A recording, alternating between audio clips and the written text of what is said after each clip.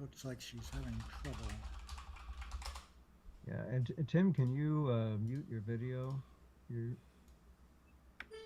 Sorry about that. Do you need like water or anything before you start? Probably fine.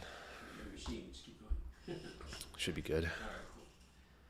Am I muted? Okay, I'm unmuted here. Okay, we're getting ready. We're just making some final prep on my side to make it. The lighting looks pretty good, I think, on our side here. Yeah.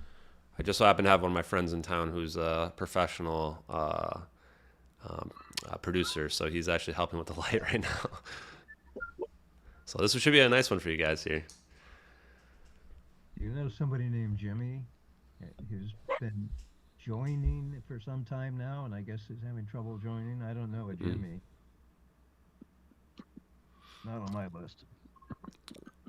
Well, you guys let me know when you're ready. I'm gonna just getting my stuff ready on my side, but I'm pretty much ready to go. Stop.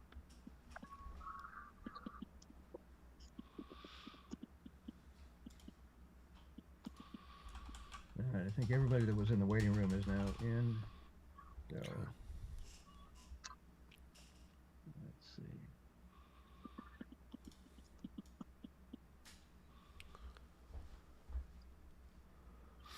Just moving some of my stuff around for the presentation. One sec.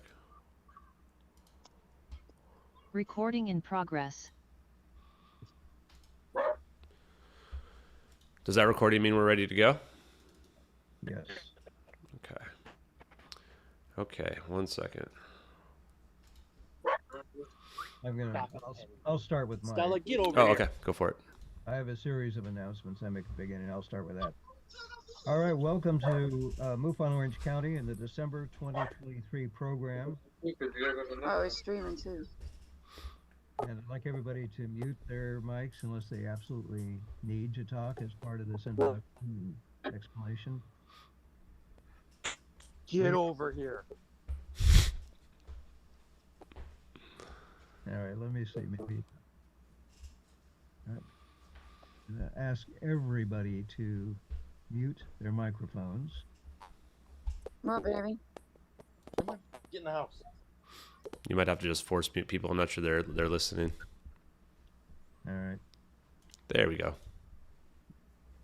Okay, I'll start again. Welcome to the December 2023 program of MUFON Orange County. I'm Eric Hartman, the section director. Most of you know that MUFON OC is an affiliate of the Mutual UFO Network, which is an international organization. It's the mission of which is to educate, investigate, and research unidentified aerial and related phenomena. Tonight's program is a little bit different because we're not directly, as far as I know, going into the UFO field, but maybe so indirectly. We'll see what it brings up. These monthly programs feature the educational part of our mission statement. And in our research and selection of speakers, we consider and evaluate the many different types of phenomena that have been observed and in some cases personally experienced. We define the UAP/UFO phenomena broadly, encompassing not only apparent hardware in our skies, oceans, and on land that isn't from civilizations we're aware of on this planet, but also non-hardware, unexplained phenomena apparently under intelligent control. We look at the possible and most likely explanations for what is being observed and experienced, including the technologies or other methodologies being used, considering all the available evidence, and the nature of the interest or agenda of the intelligence behind the phenomena. We provide a forum to our speakers. We don't have a chance always to screen them in advance, but they have to be talking about something that is related to our purpose and our interest. We encourage you all to visit our website at www.mufonoc.org, especially toward the beginning of the month or maybe shortly after the beginning, to read up on the upcoming speaker who usually, we do have some exceptions, but usually is going to be addressing us on the third Wednesday of each month. And our next speaker, who is going to be here on the third Wednesday in January, who I should have right in front of me here, but it is, I know it's Robert Salas. Why I don't see his name in front of me on my list, I don't know. But he's got a very interesting and impressive background. And in 1967, I recall Robert Salas was stationed at the Malmstrom Air Force Base when they had a very interesting UFO encounter that hovered for quite some time over the front gate to that base. And in the course of the time it was there, all of the ICBM missiles, which Malmstrom was controlling, went down sequentially with no explanation. They tried on temporary power to start the silos and the systems back up again, which worked only very briefly, and then those all shut down. It was pretty fascinating. I think the focus of his talk, given that that happened as long ago as it did, is going to be more up to date. He's branched out a lot in his investigations, and it should be pretty fascinating. So that's going to be January's program. Tonight, and let me just take a moment here to admit a few more people. Okay. Tonight we are pleased to have with us Ashton Forbes, and the topic of the program is MH370, Catastrophic Disclosure. Ashton is the organizer of MH370x, a volunteer group dedicated to solving the mystery of the disappearance of flight MH370, with the mission of solving the mystery and disclosing what occurred. Tonight's program will follow our usual format, in which we'll allow Ashton to make his presentation, and then we can, if it's all right with him, we're going to go into our usual Q&A procedure. We would encourage everybody who wants to ask a question to raise their hand using the symbol in their taskbar, and so we don't have everybody talking at once. I'm still letting people in the room, that's why I'm pausing momentarily. And Hey Ross, is the camera I don't know straight how long on? Ashton's talk's going to be, but the Q&A Yeah, can go on as long as I guess he's willing to put up with it and deal with the questions. And with that, we'll begin. And Ashton, it's all yours. Well, thank you very much, Eric, for having me on. Thank you, MUFON, here for listening to the evidence and the presentation that I'm putting forward today. As was mentioned, the name of this presentation is Catastrophic Disclosure. And the reason for that is that I believe that the only true disclosure will come from the people, never going to come from the government. And what that means as well is that we need videos and evidence out there that are indisputable, that are put together scientifically.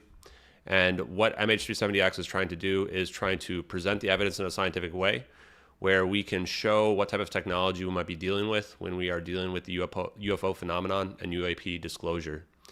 So today's presentation about MH370 is going to be a mixture of conspiracy as well as advanced technology. And without further ado, I'm probably just going to get right into it. I appreciate that introduction. So I would ask that for the format of this is I'm going to go through some evidence. I'm going to show some videos. I'm going to show the MH370 videos as they're referred to. And then near the end, I will let you guys ask as many questions as you want about it. And if I missed anything, I know that people are familiar with the case or not familiar with the case and you want to know stuff, feel free to let me know. So right at the beginning, I'd like to start with what I call the flight path explainer. This is going to be a little bit of an overview of what happened with this plane so that people who are not familiar with the incident can get into it. After that, I'm going to explain why the narratives that are out there don't make a lot of sense, why there are holes in them. I'm going to present a narrative that makes a lot more sense than what these narratives that are out there, these stories out there really tell. We will get into the scenario that we've put forth about what really happened to this plane. Then we will look into the videos, okay? So let's go ahead, and I'm going to go ahead and share my flight path explainer put together by the MH370x team here. So you guys can see this, presumably. Can someone just confirm they can see this video here that I've got up? Yes. Okay, great. Okay, so this plane, MH370, took off from Kuala Lumpur, which is in Malaysia, and is heading northeast towards Beijing. So about 40 minutes after it takes off at 1642 UTC. We like to talk about things in terms of UTC time because it's easier to keep track of it, especially with time zone changes. 1719 UTC is when we get the final officially released communication that says, "Good night, Malaysian Airlines Flight 370." The government didn't release this communication until, I believe it was weeks later under heavy pressure. And then at 1721 UTC, just 64 seconds later, the plane goes dark. Now, the plane, after it goes dark here, turns and goes back across the coast of Malaysia here, or down the peninsula. Now, this was not known right away. For days after the search, they were searching in the South China Sea. But the Malaysian government knew the entire time because they had military radar that tracked this plane going directly to Penang. Penang is the closest airport that you would go to in an emergency situation here. It's slightly closer than Kuala Lumpur and has better elevation as well for an emergency event. After it goes to Penang and gets to Penang, so 1721 UTC, just for some perspective, is 1:21 in the morning. So it's going to be nighttime. We've checked the moon phases. The moon was down. The sun was obviously set. So it was pitch black. It gets here to Penang, and this is where this official narrative, not even official narrative, the official narrative that's out there says that they don't know what happened to this plane. The narratives that you hear in the news will say that this was a pilot's suicide, which doesn't make any sense because if this was a suicide route, they would have just crashed the plane in the South Indian Ocean. They're certainly not going to go to the nearest airport that you would go to in an emergency scenario. Now, it gets to the Penang airport, and for whatever reason, it doesn't land. But the co-pilot's cell phone pings a cell tower. So this is about 30 minutes after the plane goes dark here. And at this point, for whatever reason, we don't know exactly, it doesn't land. I'll go to that in a minute. I'm going to kind of replay this and tell you what our scenarios that we put forth afterwards. It heads out over here into the Straits of Malacca, the Andaman Sea, towards the Nicobar Islands over here. Now, originally, if you look back at the news reports of the next day, you will find out that the last communication was at 1840 UTC, which is somewhere around here where this little boat is. And we'll get to the purpose of this boat in a minute. It wasn't until later that the Malaysian military said that their radar lost track either 1822 UTC or 1815 UTC. It actually isn't very clear even now which one is the accurate one. About 230 miles off the coast here. After this point, all we have to rely on is these Immerstat pings that are out there. Now, the Immerstat pings and the investigators who've looked into the case before us, and I consider myself an investigator. The way I've looked at this case has been like looking at a criminal case, collecting evidence, and trying to put together a story that makes the most sense. The investigators would say that these Immerstat pings say that we can't tell exactly where the plane went. We can tell there's an arc. And they look at these arcs. And they say that it couldn't have gone north because there's too many radars that would have seen it. So it must have gone south, they claim. The location they claim this plane went south is right here about where this boat is at 1840 UTC. Again, 1840 UTC is the time that all the stories the next day, Subang Air Traffic Control says they lost contact with the plane. And then they claim this plane flies into the South Indian Ocean for another 5 to 6 hours until it runs out of fuel and crashes somewhere in the Southern Indian Ocean. Now, this is not consistent with a pilot suicide scenario. Again, all the pilots that I've talked to, at least, say that this doesn't really make sense from a suicide scenario. If you look at the Germanwings situation in 2015, you find out that pilot crashed the plane like less than 10 minutes after locking the co-pilot out. In 9/11, as us Americans are going to know, all those planes were crashed either into buildings or in the case of UA-93, where the passengers fought back, those planes crashed very quickly as well. Now, let's present a different scenario with some evidence as well. Same flight path here, as we would see. This plane, again, is taking off. But when it gets to 1721 UTC, our first witness sees the plane on fire. And this is going to be consistent with the 487 pounds of lithium-ion batteries that are in the cargo bay lighting on fire from a runaway lithium-ion battery fire. Lithium-ion batteries are extremely dangerous. They've been outlawed in the cargo bay of passenger planes in 2015, 1 year after this, by the FAA.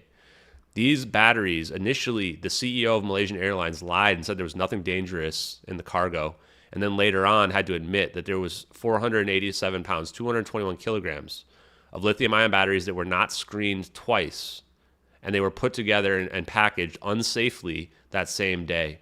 So Mike McKay is about 300 miles away. He sees the plane. He sees it very low on the horizon, and he sees it on fire from between 5 and 10 seconds.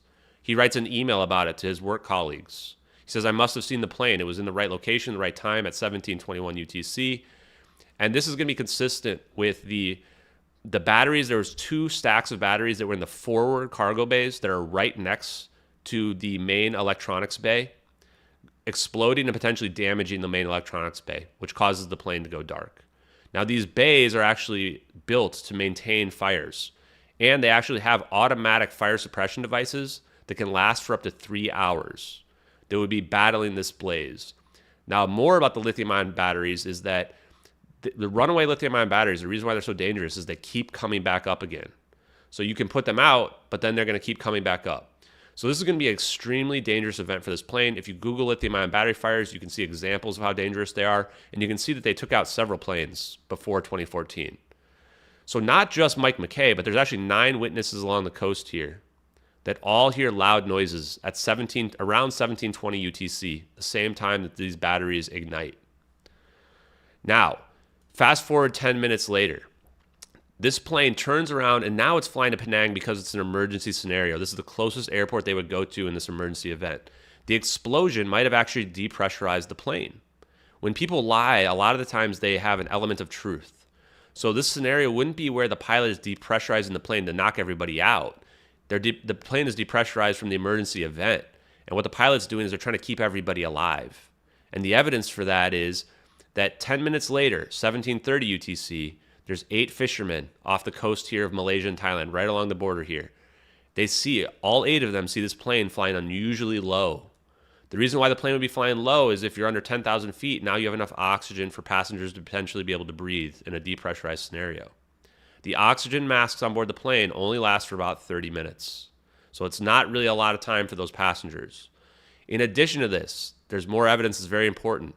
Another 777 pilot flying to Narita, to Tokyo, here's a communication from the plane, indicating that the communications did not go out at 1721 UTC.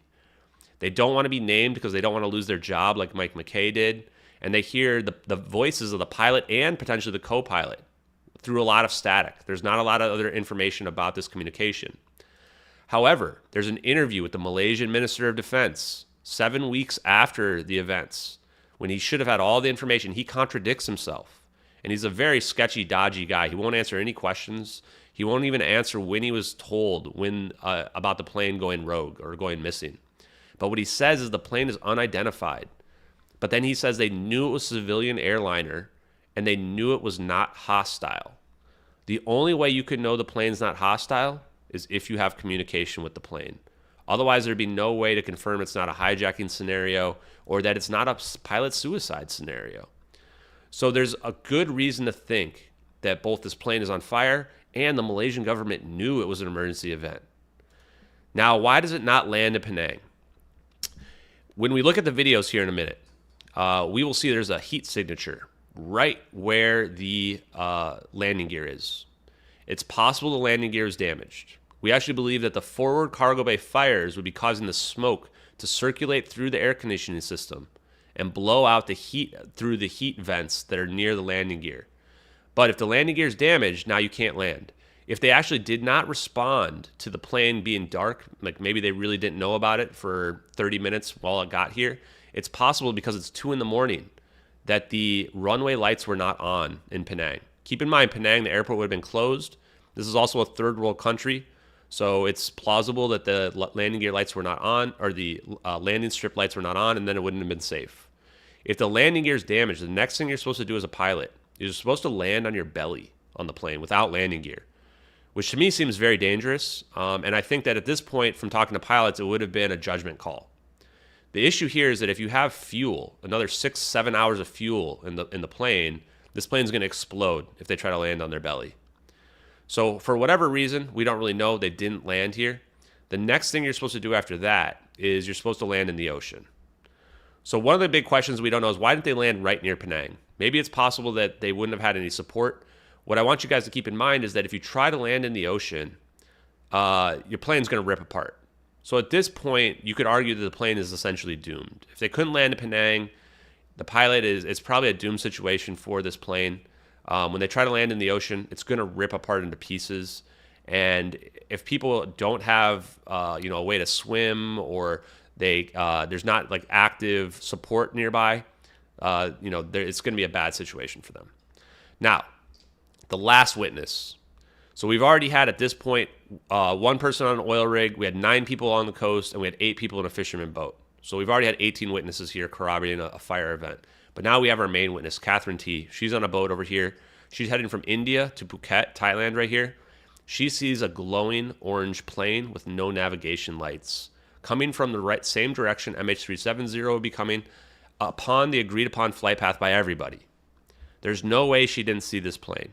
She also sees 2 other planes flying high that have navigation lights on them. This plane that she sees is flying relatively low, and for the 5 to 10 minutes of her sighting, it's descending as well. She also sees it turning, consistent with what we see here from this turn as recreated by one of her sightings a few years later. Even to this day, she sticks to her story. Now, the reason why the plane would be glowing orange, and this took a little while for us to figure out, is that the halon fire extinguishing devices that are trying to keep this fire out, they release bromine, which is a chemical, which is a halon gas. Halon gas and halon lamps look just like what her sighting that was recreated by artists that she talked to look like. It's almost identical. So the idea here would be that this 1 hour and maybe 1 hour to 1 hour and 20 minutes of battling this fire, it's been releasing halogen gas, bromine throughout the entire plane that's seeping out of the plane, causing it to glow orange in the very dark night to her. So this is the part where we think our videos happen. And I'm going to get into the videos in just a second. Also, one thing I want to say as well is that she also sees dark smoke coming out of the back of the plane as well. Okay? And actually, I think I will just go ahead and show the videos side by side now, and then I'll do a detailed analysis of the videos later, because I want you to see how much is corroborated by what I just mentioned. Now, one last thing I'll mention before I get to that is that there was also an intercepted Chinese-only Mayday call, only reported in Chinese news. The time was supposedly intercepted at 2:43 a.m.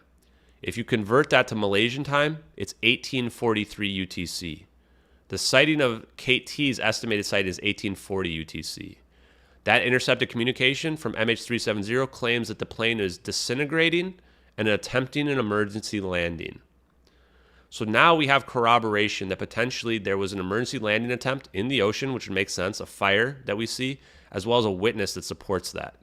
Now let's go ahead and take a look at our side-by-side MH370 videos. And this is where we're going to get into a little bit of the UFO aspect here.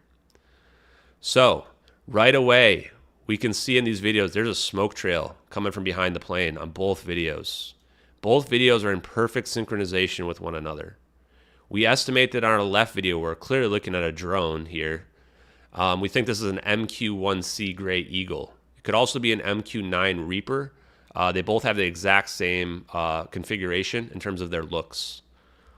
In the right video here, we believe we're looking at something called SBIRS, Space-Based Infrared System. Essentially, this would be a satellite video. Now, it's not as simple as looking through a satellite. If we look at the SBIRS video, which we will look at in a little bit here, it's a system where it's like a Google Earth video playback for the military, for tracking boats, planes, intelligence, and battlefield awareness. Battlefield awareness is important because when we look at this video on the right, we don't see the drone. The drone is just cropped out of view here, which now this starts to indicate intent in the person who would have been leaking these if these videos are real.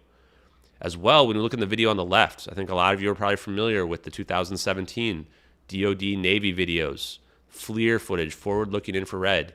We notice here that this is not black and white. We also notice there's no HUD data either. So if this is a real drone video, then this is potentially done by somebody who's an operator. They removed the HUD data. They colorized it with a thermal layer using the onboard software so that we would see more details. Notice as well the smoke here. It starts to stack up, just like you would expect if you were to change your perspective and look at a smoke trail from dead on. Now, I also want to point out that the plane is low. How do we know the plane is low? Because these are cumulus clouds that we see in both videos. Cumulus clouds only form between 1,000 and 5,000 feet. So this plane is flying very low, and we've actually had engineers look at the turn that we saw here initially. This plane is descending as well. It's maxing out the capabilities of a 777 while in descent. If this was not descending and not turning, then this would not be a realistic perspective of what a 777-200 could do. It's traveling at about 150 to 205 miles an hour. Just like if you were in your car and you're turning, you have to slow down. Same thing happens with a plane as well. So in the right video, we see this mouse. There was actually a mouse that came on the screen. This is actually an indication that what we're looking at is a Citrix session on the right. Now, for people who don't work at large companies, basically every big company uses a Citrix session to log into their databases through a remote terminal.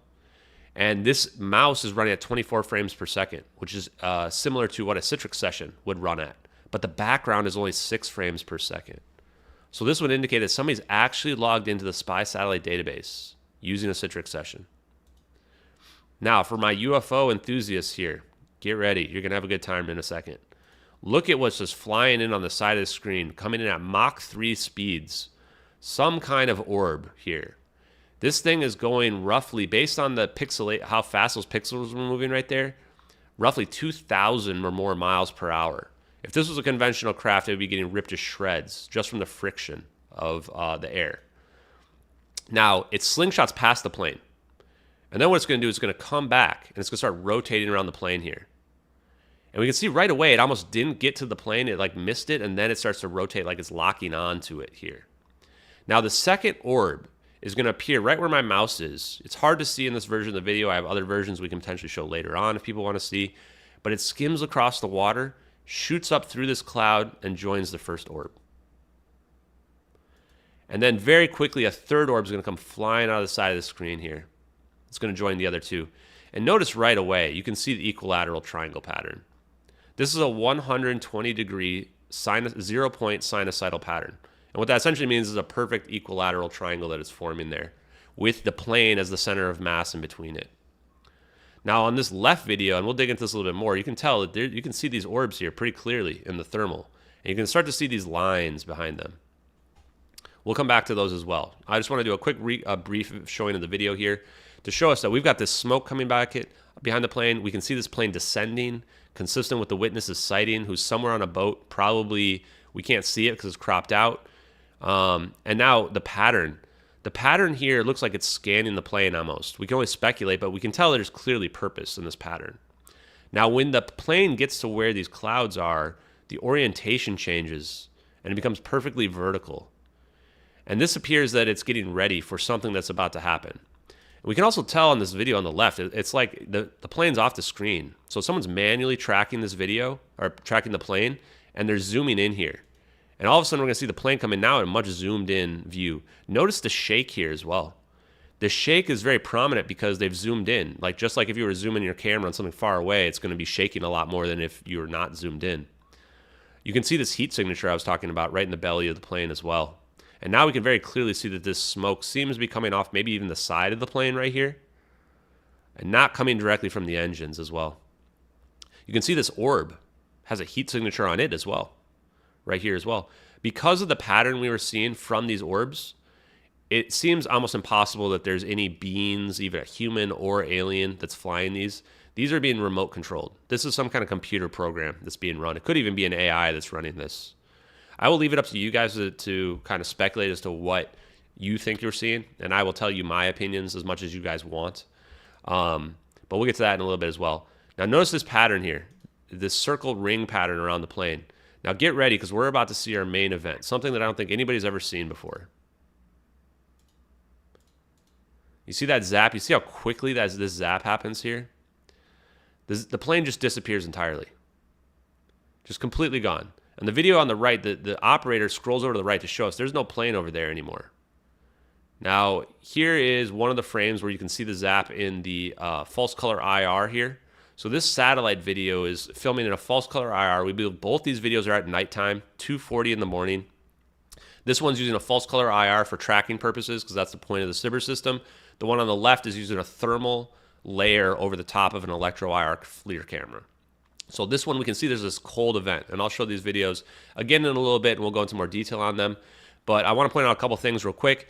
The zap here accurately illuminates the clouds here in the foreground and the background. You can't tell very well from this video, but we have a single still that shows that the clouds are being accurately illuminated. These are very detailed volumetric clouds. So this is either an incredibly detailed hoax or this is what it would actually look like. We also believe that the only reason why there's a zap is that the electrons in the area around the zap are being energized. Now, what kind of event, though, are we dealing with here? So this is a version where now it's gone, or I've just scrolled forward. Now the zap is gone. The plane is gone. The smoke trail stops dead in its tracks. If this smoke trail kept going, I would say this is a cloaking event. But because the smoke trail stops, I think we have to rule out cloaking. The other thing that we thought is, well, maybe this is an annihilation event. Maybe this plane's just being completely obliterated. The problem with that is that Einstein's E equals mc squared tell us that energy equals mass times the speed of light squared. And the mass of a 777 is huge. So what this means is that if this was an annihilation event, this would be like a nuclear bomb times 1,000 or times 100, whatever you want to think. It would be blowing up the whole screen here. We'd be seeing these clouds getting blown away, etc. So it doesn't seem to be an annihilation event. It's also not a black hole, because if it was a black hole, we would at least see the clouds get sucked in, if not the whole Earth get sucked in, depending on the size of that black hole. So what we've been left with is some type of teleportation event. Now, what I like to refer to it as a superluminal speed event, because this isn't a situation where we're not talking about Star Trek dematerialization or rematerialization. We're talking about a scenario where the plane is achieving light speeds or beyond, and essentially moving so fast that we can't even see where it goes. So I want you guys to think about that a little bit while I present some more of the evidence, and then we'll get back into some more of the detailed evidence around those videos and looking at them in a lot more detail for you guys as well. But I hope that just kind of piques your curiosity, because when I saw these videos 3 or 4 months ago, they seemed extremely compelling to me. And I actually even remember seeing one of these videos back in 2014, well before I was even somebody who was interested in UAPs or UAP disclosure. So we actually do have absolute proof these videos come from 2014, including thousands of witnesses who've seen them. And it's potentially only in 2023 that we can even understand these videos to be real. Now, before I get into that though, I want to explain why this plane did not crash into the South Indian Ocean. So a lot of the official narratives out there, these official stories that you're going to hear on CNN and on TV, you're going to say, well, this plane was a suicide route. It crashed into the South Indian Ocean. We have these Inmarsat pings that say that it crashed there. I bet you didn't know that in the Inmarsat data, which I've looked at myself, I pulled it off of Victor's blog of the Independent Group of Radiant Physics. You guys can take a look yourself if you want. There's a huge anomaly in the Excel spreadsheets at 1840 UTC, at the exact time where we think these videos happened, at the exact time the official narrative says this plane turned into the South Indian Ocean. That has never been reported by anybody except for me. Now here's the problem with the crashing and why we know this plane didn't crash in the South Indian Ocean. No debris field, number one. It is impossible not to have a debris field from a 777 crashing into the ocean. As we talked about with the E equals mc squared, this is a huge plane, huge amount of mass. This plane would have left a giant debris field. We would have seen it the very next day with our satellites. Heck, China would have seen it the next day with their satellites. Most expensive search in human history, searched above and below water. The official search did not find one piece of the plane. Those pieces of the plane that they talk about were not found by the official search. They were all found at least a year later by other independent sources. There was no black boxes found. They claimed they knew where this plane crashed, but there was no black boxes found. The black boxes are rated for depths of up to 20,000 feet. The ocean isn't that deep over there. They should have easily been able to hear it. Plus, they transmit on a frequency that's completely distinct. There's no reason why they wouldn't be able to hear it. There's several acoustic systems that would have heard the crash of a 777 into the South Indian Ocean. The SOSA system, the same system that heard that Titan sub pop by the Titanic, the Navy lied about that for 5 days. They knew exactly where that sub popped, and they let there be oxygen counters on CNN and all the other cable news stations. And then after 5 days, they said, oh yeah, we knew where that popped, and they went and picked up all the pieces. This system was actually declassified all the way back when the plane crashed. That should have heard the plane crash. Western Australia and Diego Garcia also have hydrophone systems. They also would have heard the plane crash, and none of them did. In fact, the Diego Garcia stuff, there's even a story about 25 missing minutes of hydrophone data. But before you get too excited, The 25 missing minutes are not during the time of our videos. There is no acoustic detections consistent with a 777 crashing into the ocean. Now, radar systems. There is Indonesia, who is right there where the plane turns in the South Indian Ocean. India actually has joint bases at Car Nicobar and Port Blair, which both potentially could have seen on radar, as well as Thailand should have been able to see this plane. None of them detect the plane going to the South Indian Ocean. Australia has the Jorn system, that is a very large range radar system. It also doesn't see the plane in the South Indian Ocean. The location where they have this plane crashing is an active shipping route from Africa to Australia, and they say it crashes in the early morning hours, and yet there's no witnesses that see a plane crash or find any debris fields. The official flight path has it running out of fuel. A lot of people may say, well, the ocean's really big though. Well, yeah, but they literally searched everywhere the plane could possibly go. There is nowhere else for the plane to go. It can't fly to Antarctica. It's not flying to the Atlantic Ocean. There's actually not enough fuel. The official narrative says it ran out of gas. There are 4 emergency transponder beacons that are all redundant, that only activate when the plane crashes. None of them activate.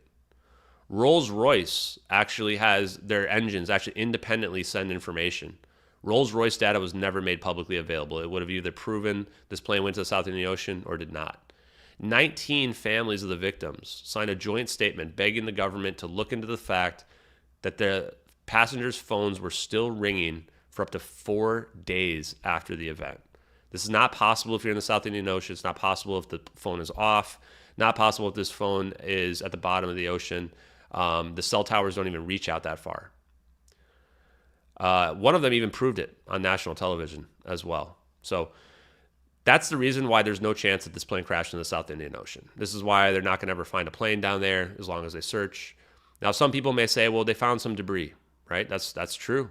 I bet you maybe didn't know that some of the debris that they found, 2 pieces, have very clear burn marks on them, consistent with the fire event that we've put forth. They searched with 42 planes and 39 ships from, some people say, as many as 25 different countries. And none of them find any debris from the official search. The debris, the tiny bits of debris, are less than 1% of the overall plane. And it's completely consistent with both the fire event as well as this idea of superluminal speeds. If the plane went somewhere else on the planet Earth, those could be pieces that fell off during the fire, could be pieces that were just thrown into the ocean wherever this plane showed up. The flaperon, the big pieces they used to make the whole situation go away, was not matched with the unique serial number that matches it to the plane. It was actually matched with a part number. A lot of people don't know this. The media doesn't tell you this. If you just Google and check out flaperon missing serial plate MH370, you'll find a couple articles. This is a metal plate that's bolted on to the flaperon. It's just magically missing. That would have, definitively ID'd it to the plane. There was actually another plane, an exact copy replica of MH370, purchased by GA Telesys, a 9M MRK, purchased in October of 2013, that was also purchased from Malaysian Airlines. So there's a lot of different speculation in terms of what that debris could be. It could be another plane. It could actually just be MH370, according to the case that we've been putting forth here. Now, I want to go ahead and show the Sibbers video, okay? Because I don't think a lot of people realize that the U.S. government is essentially scanning the entire world. There is no way whatsoever we wouldn't have seen a debris field in 2014 or any time in the future. And I think this is one of the things, too, that even before I dug into this case, I knew that there was no way the U.S. government did not know more about what happened to this plane. So you guys can't hear the sound, but the first thing this says is global persistent infrared surveillance.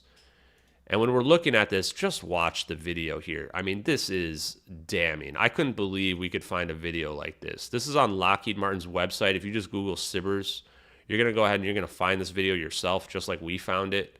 And this explains why we would see a video like we see of the satellite video. These on the outside are geostationary satellites, meaning they're stuck in place. They're 40,000 kilometers away. These are equipped with Hubble telescopes. So these things have very good optical capability. These egg-shaped oblong orbits here, these are your millennia orbits. These are actually your command satellites. In the bottom left of our satellite video, it says NROL 22, which stands for National Reconnaissance Office Launch 22, also stands for USA 184. This was sent up in 2006, which is the start of the SBIRS system. Most likely it is one of our command satellites that's relaying data through the SIGINT system, Signals Intelligence. So we can see these scanning our low Earth orbit satellites, like USA 224 or 229, which we believe was in the right area at the right time, are going to be very low Earth orbit. That means they're only about 900 to 1,000 kilometers in the sky. Those are going to be very, very close to the Earth. And those are not even represented on the video. Now look at how big these scans are. These things are scanning huge swaths of the Earth at once. This is how they're able to put together a Google video playback that can look in real time, as well as it can record information to look back anytime they want. So when I walk my dog, sometimes I look up and say hi to the satellites, just in case it might brighten somebody's day. Now, part of the reason why we believe we're looking at the SBIRS in the satellite video is that 6 frames per second. Because if this is a computer program that's pulling data from all these satellites in real time and piecing together a Google Earth, then this computer program can only process so much, but it's looking at a very wide field of view. And that's why you're going to have a low frame rate. Now, again, take a look at this. Look at the scanning of the entire planet 24/7. How could a debris field that would be visible from space from a 777 crash in the ocean not be detected? It's just simply impossible. And now at the end, this is my favorite part. Lockheed Martin, we never forget who we're working for. You got to love it. Couldn't be more ominous if you asked or if you tried. Now, this video right here is your flyover. So what did we do? MH370x. We looked at all the satellites. You can actually look up the historical trajectories. Amateur astronomers track the satellites. They actually can't move. Satellites can't move because of their orbits. They can change they can look in certain directions, but they can't actually change their orbit. So this is our low Earth orbit satellites. Take a look at the top of the screen, 1830, 1835, UTC. We're looking for 1840 UTC. That's the time we believe our videos are happening. And what do we have here at 1840 UTC? We have 2 satellites staring directly down at the coordinates that are in the satellite video. Now, this is a 1,000 diameter kind of bubble we have here. We actually believe that these things, based on what we were looking at before, can probably scan 3,000-4,000 kilometers. The actual location of the plane is right about where my mouse would be, right down here, based on the fact that they have cropped this larger field of view to just show us the plane in our video. So this, again, is damning evidence, absolute proof that the U.S. government knows what happened to this plane. They either know it went to the South Indian Ocean or it didn't go into the South Indian Ocean, and potentially our videos are what really happened to this plane. Okay. Now, let's talk briefly again about the fire scenario and why the fire scenario is the most prominent scenario. And this won't take too long, but again, 487 pounds of lithium-ion batteries, skip 2 security screenings. Fire event is corroborated by 19 witnesses. You have 2 pallets of unsafe batteries in the forward cargo bays that are right next to our main engineering compartment. These compartments are designed to withstand flame sources of up to 1,700 degrees Fahrenheit, 900 degrees Celsius. The halon fire extinguishing gas can last for up to 3 hours, but cannot permanently put these fires out, which is why they're so dangerous. The AC units may be flushing the smoke out of the back of the plane, as we've seen in our drone video. Again, the altitude is too low for cumulus cloud, contrails. Contrails only form between 18,000 and above altitude. And based on our cumulus clouds, what we're seeing here is estimated to be somewhere between 5,000 and 10,000 feet, probably close to 7,000 feet of this plane. I've also got sources that people that have actually testified on the Hill that are willing to corroborate that the plane could last while on fire during one of these events for 1 hour and 20 minutes, which we need it to, and that it would glow orange as well. Covering up the fire event. If this fire event is real, why this whole story of it going to the South Indian Ocean? And the answer is because of what we see in the videos. The technology that we see in the videos, the idea that we can actually teleport a macro scale object at 777-200. This explains why it would have to be covered up. This type of technology is breakaway civilization level technology. Whoever controls this technology controls the entire planet. So some of the things that you might be able to do with this technology, if you apply it differently, you can have faster than light communication. You might even be able to have force fields. Cloaking fields would be possible. From a power perspective, you could have fusion power in a bubble. You can have potentially free energy. If you can use the energy of the space-time itself, the vacuum of space-time, you can actually have a system, an open system, that puts out more energy than you actively put into it. Now, the next part is what I think true disclosure is really about, which is the other thing that you could do with this type of technology. You could create doomsday weapons. And I'm not talking about nuclear weapons. I'm talking about the type of weapon that would allow a single person who is, let's just say a terrorist or somebody who has ill intent to destroy the entire planet with the push of a button. This is what I think the reason for disclosure being covered up by the military would be. Yes, there would be a lot of ontological shock if non-human intelligence is real. A lot of ontological shock, obviously, if we can teleport an object, but the danger that goes along with it. Potentially the reason for the Fermi paradox and the Great Filter is that any sufficiently advanced civilization may just destroy itself with this type of technology. You might even be able to destroy an entire sun with this type of technology. Now, what I want to say about the videos. So I even had a hard time understanding these videos to be real. I had so much ontological shock when I looked at these videos and tried to understand the implications of the technology that I actually asked my own parents if I was in some kind of Truman Show type situation where everybody was lying to me and this was some big hoax that was being perpetuated on me. Because that seemed at the time more plausible than there being this macroscopic phase conjugation event, which we like to call it, this superluminal speeds of the plane. Unfortunately, they told me, no, it's not a Truman Show event, so I had to deal with it. In order to understand these videos to be real, we needed some prerequisites. This is why we could not understand them to be real in 2014. We needed the 2017 DoD Navy UAP videos, which showed us that FLIR footage of what a drone footage would look like. We needed a 2019 Trump satellite picture. If you go ahead and Google that, you'll see that Trump posted a satellite picture of an Iranian rocket launch. And this looks very similar to the optical capabilities that we see in our video. Obviously, it's a picture and not a video, but videos are just accumulations of pictures stacked on top of each other. Turns out that satellite was reverse engineered very similarly to how we reverse engineered USA 229. And it turns out it comes from a satellite called USA 224, which was sent up in 2011, the same year as our satellite USA 229 is. We needed to understand some advanced theoretical physics concepts. Physics is just science, public science at least, is just catching up to the science of these videos. We need to understand macroscopic quantum coherence, Bose-Einstein condensates, and potentially in the future, a unification theory of quantum mechanics as well as general relativity. Unification of things that are very small, as well as unification of things that are very large, bringing them together. Now, if you understand the double slit experiment, the greatest mystery in all of physics, you'll understand that this is where non-locality, the idea that the universe can react faster than the speed of time, this is where quantum entanglement comes from, as well as quantum teleportation, which is a real thing. In fact, I think just a couple of days ago, they actually teleported a picture without sending the data. So we know that it's possible to have objects or information move faster than the speed of light. What we need to have happen is we need something of macro scale, something that can be seen, move faster than the speed of light. And what is science? What is magic? Magic is just science that we have yet to understand. So without all these, then we also needed LK99. Now, whether or not you think that LK99 is real, this is a material that is produced from copper and lead, came out of Korea and China, that supposedly is a room temperature superconductor. Whether or not you believe that's real or not, we need room temperature superconductivity in order to enable everything that we see in the videos. And I'll dig into the science here in a minute for you guys. And then lastly, we need to understand AI.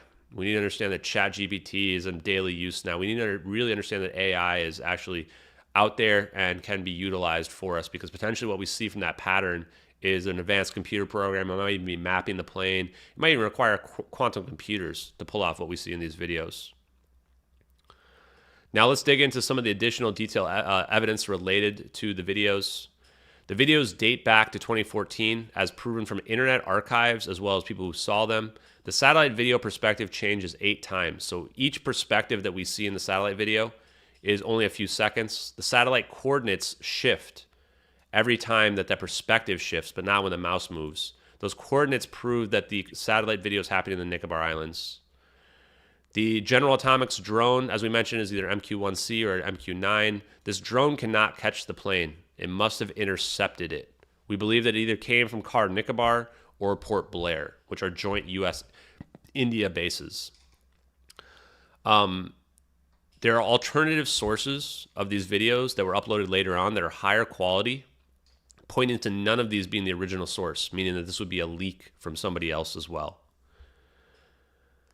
The mouse moves off the screen in the top left, or top right and the bottom left of the satellite video, indicating that there's a large field of view that has been cropped.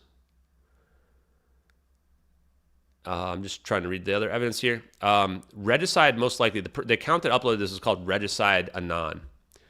They most likely had to be told that what they were looking at was real because they didn't upload it until much later on. The upload date, and I'll go ahead and pull the videos up so we can watch once again.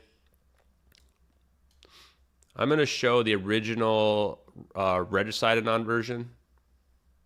Actually, I'm going to show the higher quality satellite version because it's easier to see the coordinates here. So let me pull this up. Okay. Now, in this version of the video, you can see these coordinates in the bottom left. You can see the NROL 22 very clearly here as well. So I'm just going down to my evidence here. And so Regicide on the description on this video says received March 12th, 2014, just 4 days after the events of the videos. It says uploaded or published May 19th, 2014.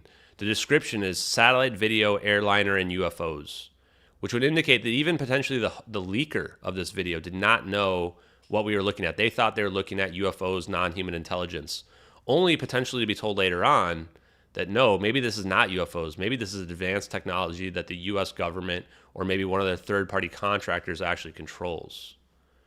And potentially the person that was leaking this thought, well, if I'm leaking a UFO video, there's no damage here. You know, the reason why they would have cropped this and all this information is because this is the only way we would ever get the truth of what happened to this plane. What else do we want to put in here? Let's see. I've already addressed a lot of this evidence. Yep. So I'm actually going to switch over. So what this means is that potentially the person that leaked this information and leaked these videos would be a U.S. military operator. Notice there's 6 decimal places in the coordinates in the bottom left.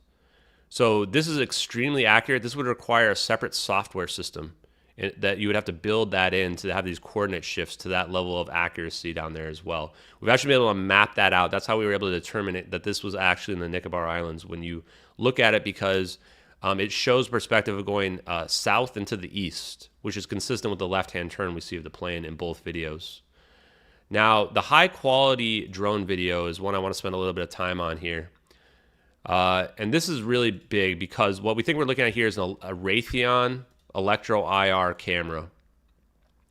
And I want to talk a little bit about the science of what we see in these videos as well. So when we see these orbs come around, we're not looking at a metal ball here. We're looking at a non-radiating barrier. So early on when I saw these orbs, I speculated that this would be superconductivity at play. And what superconductivity is able to do, especially room temperature superconductivity, is create coherent matter waves, which allow the electrons to cohere. And when they cohere, you can start to do stuff that's essentially like magic. You can create energy levels that can break the Schwinger limit, which allows these objects to completely displace themselves from space-time. So what we're seeing here is like a bubble. Just like you would see a bubble in water, but you're seeing a bubble in space-time itself, allowing for these objects to traverse through the air, water, and space, potentially all 3 of the above. It also means that you can have mass reduction. So when your mass is reduced to 0, now you ignore gravity. And that's what they seem to be doing here. And not just that, when we watch them getting pulled along here, you can see that these are actually forward-facing gravity engines that we're seeing here. Some kind of pulse laser that is being used here that is breaking down the fabric of space-time in front of it, as we see from these cold lines. And I'm just going to switch to another video that shows it a little bit more clearly. We were actually able to strip some of the thermal here so you can see the lines a little bit clear. And you can very clearly see these lines are in front of the orbs in this video, not behind them. The only reason why they look behind them is because of the speed of the orbs, which is matching the plane.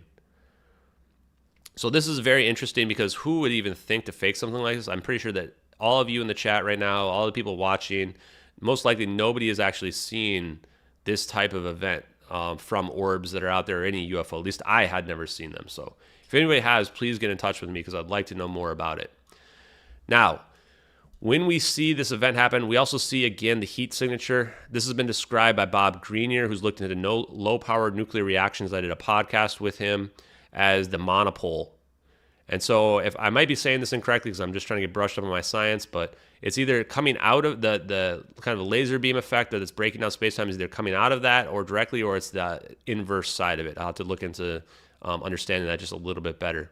But what we see here in the last few frames, and I'm going to skip ahead here. There's a few, like there's actually, this was the original video. So there's actually this slow-mo version where you can see these orbs here after we see the main event. And then it actually shows a slow-mo of the final moments of the plane here as well, which is very interesting. You can still see these lines in front of the orbs.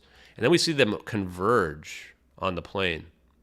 This is what's causing the singularity here to happen, is that they converge. Imagine like you were to take magnets and jam them together.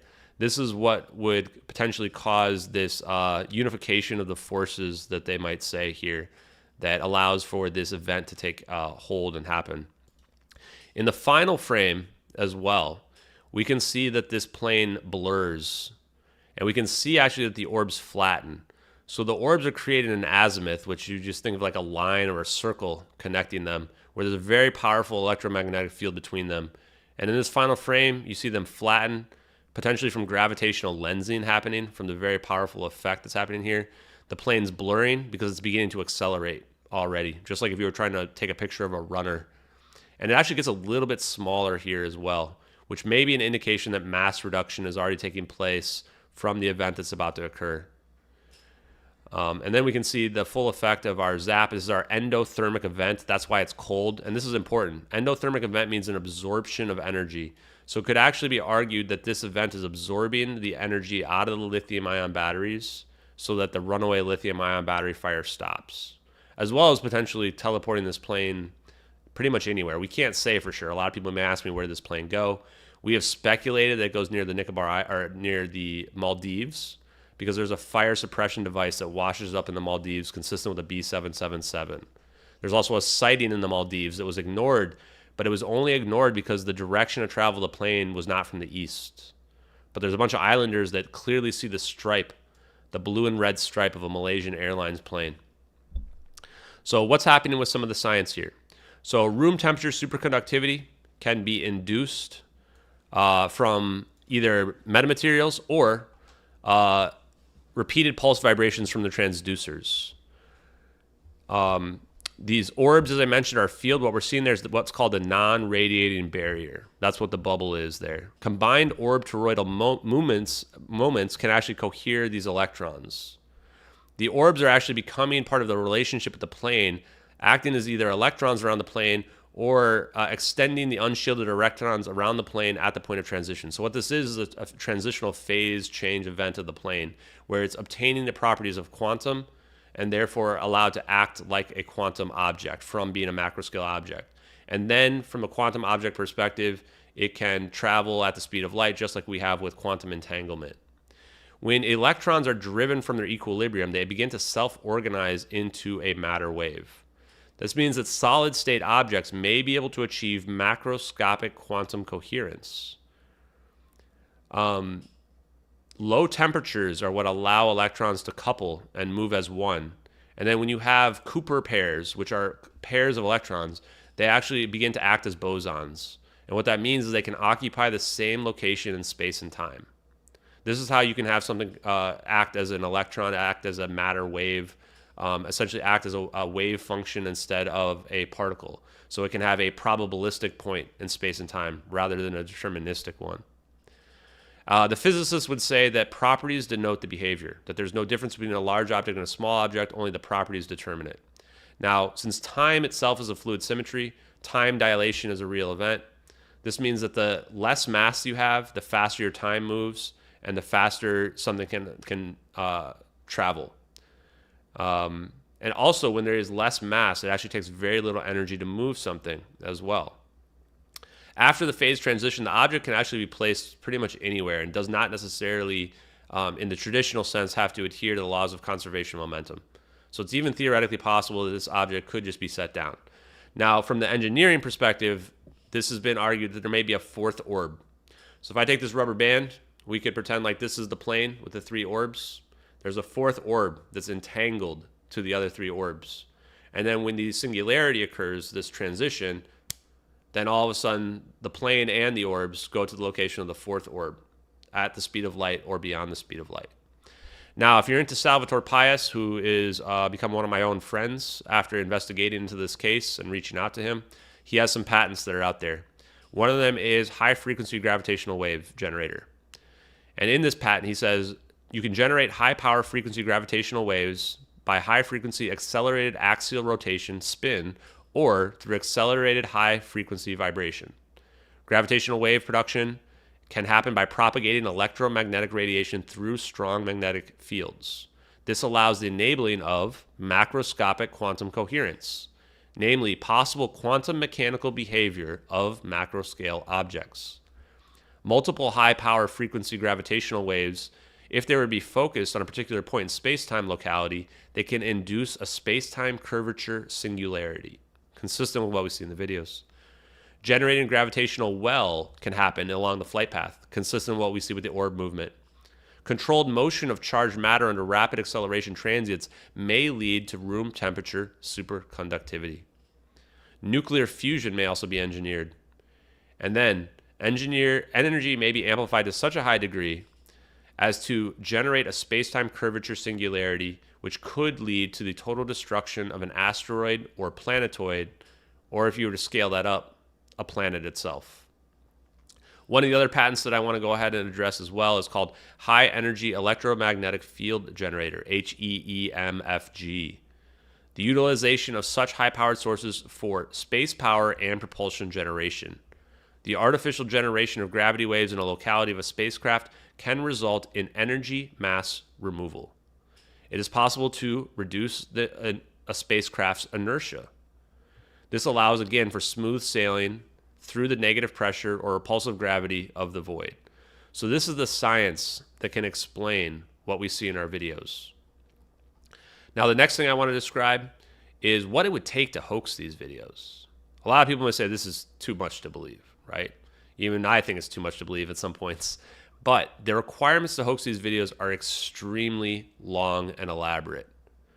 So first of all, we had a $150,000 bounty. $100,000 from Kim.com, $20,000 from Chad and Sherry, the Investigate Earth podcast, $25,000 from a wealthy follower who's run for higher office, as well as $5,000 from myself. No hoaxer came forward. This was been going on for at least a month, perhaps longer at this point. If somebody had hoaxed these videos, they took no credit for them. There's not a single discrepancy on a single frame of either video. The time to produce the video is between 4 and 72 days, depending on if you believe Regicide Anon's description date of received March 12th, 2014, just 4 days after, or the published date, May 19th, 2014. There's no reference copy to copy from. These videos do not exist anywhere else on the internet. You'd have to be aware of the fire scenario because we see this heat event in the middle. We see the smoke coming out of the back of the plane. Everything that we see is consistent with all of the evidence that has been put forth. You'd have to know how to create the volumetric clouds that we see, how to accurately animate the cameras, how the clouds form at low altitudes, how to accurately light the volumetric clouds when the zap goes off, how to recreate exactly what MH370 looks like. If you actually take the silhouette from the thermal, it's a perfect overlay to MH370. If you look at it in the satellite video, you can see it's lighter on the top, darker on the bottom. Malaysian Airlines is white on the top and gray on the bottom. You'd have to know the turn radius of a Boeing 777 at a certain altitude while in descent, which is maxing out the capabilities. You'd have to know where the plane was at the exact time. It's on the agreed-upon flight path in the Nicobar Islands.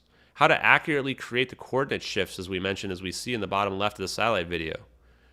You have to know what the weather was like. We looked at the weather satellites in the Nicobar Islands, and you can see that there's low-altitude cumulus clouds in the area at 1840 UTC within an hour, potentially, of when 1840 UTC happening. I apologize. It's not necessarily the exact same time, but it's within 15 minutes and an hour of the time. You'd have to know how to accurately create the smoke trails and the particles coming out of the back of planes in both videos. You'd have to know what the thermal looks like to a level that will fool the experts. You'd have to know how to animate the heat signature in the belly of the plane, where the air conditioning units are that changes very realistically. You're gonna have to know how to animate the shake that we see as well. That is very accurate to zooming in on with the camera. You'd have to have knowledge of military classified systems that were previously unknown to the public in 2014. You'd have to know that the military is using a Citrix environment. You'd have to know the frame rate difference between capturing the satellite footage in the background and the Citrix session over the top. You'd actually have to know what mouse they use, because there's a certain specific acceleration that's consistent with either like a ball mouse or like a ball in the middle of a mouse, or potentially if it's a laptop, it might be one of those little buttons that's in the middle of the laptop, but has a very specific acceleration that's different from a normal mouse. You would have to know what satellites the U.S. has in operation and what their payload is to know that USA 229 is there available. You'd have to know what the false color IR looks like. You'd have to know how to animate the orbs, how that particle system in front of the orbs with their forward-facing engine looks like, which we've never seen anywhere in UFOlogy. You'd have to know how to animate those final frames where the orbs flatten and the plane blurs. You'd have to know what the MQ-1C drone looks like. You'd have to know what the payload on the drone is, because we can see these cameras on the wings, and there's actually pictures of those drones with cameras on the wings. You'd have to have better VFX skills than the VFX lead artist for Top Gun Maverick, who posted on social media claiming to be the expert, saying that the person who would have done this would have front ran their work by 4 years. That movie was out in 2022.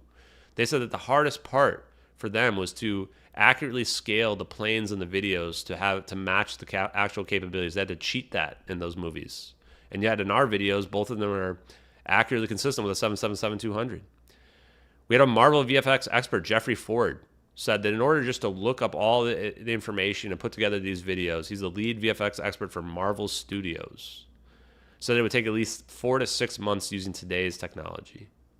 You'd have to have a better understanding than most PhD physicists, who actually, they themselves don't necessarily even have a good comprehension of any type of unification theory of quantum and macro. You'd have to understand advanced mathematics as well as engineering better than experts in those fields as well, due to the pattern that we see from these orbs, this perfect sinusoidal pattern, as well as the engineering capabilities of the plane. You'd also, perhaps most importantly, have to know that we would never find the plane, not even 9.5 years later, because the moment we would find a plane, the whole hoax would break down. So that is a huge list. So to my mind, the only way these videos are fake is if the U.S. government themselves created them. That's just the resources and knowledge that would be required. The problem with this is it doesn't make any sense. If the U.S. government made these, they never made them available. I am not doing this on behalf of the U.S. government. In fact, I'm doing pretty much the opposite of what I think the U.S. government want. If you were to take these videos and put them on CNN, MSNBC, NBC, any of these locations, even Fox News, nobody's going to think that aliens zapped the plane. Now, maybe people in this chat might, people that are my followers might, but the people that are out there, the normal public, is just going to think that the government created these to cover up for the fact that they did something to the plane. What this means is that these videos would just implicate the U.S. government in the cover-up. So it doesn't make any sense for them to have faked it. Now, we were able to find potentially the person that leaked these videos, believe it or not. I was sitting there thinking, well, we have a lot of information about what the mindset, the psychological profile would be for somebody who would have leaked these videos. And it took several weeks to find them. I looked up pretty much everybody who had been charged with espionage, willful retention of classified information, willful retention of national security information. Couldn't find much for over a week. I almost gave up. And then I started doing date range searches, and then I found Lieutenant Commander Edward C. Lynn. I thought, okay, the leaker must be a U.S. military personnel, probably an operator, probably had an emotional reaction to seeing the videos, since Regicide Anon says they received them 4 days later. They removed the HUD data. They cropped the drone out of the satellite video. They likely cropped other assets out of the satellite video as well. They probably had to convince Regicide Anon that what they were looking at was authentic. This could explain why it took Regicide Anon almost 2 months to upload the videos. They may have thought they were looking at UFOs, only later on to be revealed that this was actually third-party defense contractor technology. Now, I'll say, in my opinion, this would have to be reverse engineered technology. I don't think we could be this secretly advanced, but again, I leave that to you all. Edward C. Lynn was part of the Special Projects Squadron 2, the VPU-2 Wizards. He flew in spy planes. One of those spy planes was the Lockheed Martin EP-3 Ares II that has real-time tactical SIGINT, remember signals intelligence, and full motion video intelligence.